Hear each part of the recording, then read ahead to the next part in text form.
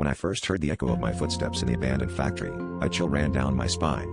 It wasn't the kind of place anyone would choose to visit, especially not on a dare from friends who thought exploring the decrepit ruins of the old shoe factory would make for a fun Friday night. Yet, there I was, my flashlight casting long shadows on crumbling walls, each step reverberating in a way that felt almost alive. As I reached the end of the main corridor, the sound of my footsteps seemed to linger, stretching unnaturally, like a whisper in the dark. It was only later, lying in bed, that I realized those echoes had followed me home, slipping through the cracks of my awareness like a specter from my nightmares. The first night, I brushed it off as paranoia. The second, I couldn't ignore it any longer. I lay awake, listening to the familiar cadence of footsteps pacing outside my bedroom door, a rhythm identical to the one I heard in the factory. Every creak of the floorboard seemed to taunt me, daring me to open the door and confront the unseen presence. But I couldn't bring myself to move, paralyzed by a fear that rooted me to the spot. I knew then that I had brought something back with me, but I didn't understand how or why.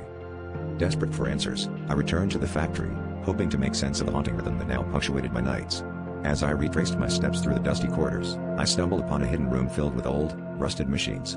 On the floor, amidst the debris, lay a journal, its pages yellowed with age. The entries spoke of a worker who had vanished, his disappearance cloaked in mystery and whispers of foul play. The journal's final entry described the echo he heard, a sound that haunted him until the day he vanished without a trace. I realized with growing dread that the echo wasn't just a sound, it was a remnant of the past, a tether to a forgotten soul seeking closure.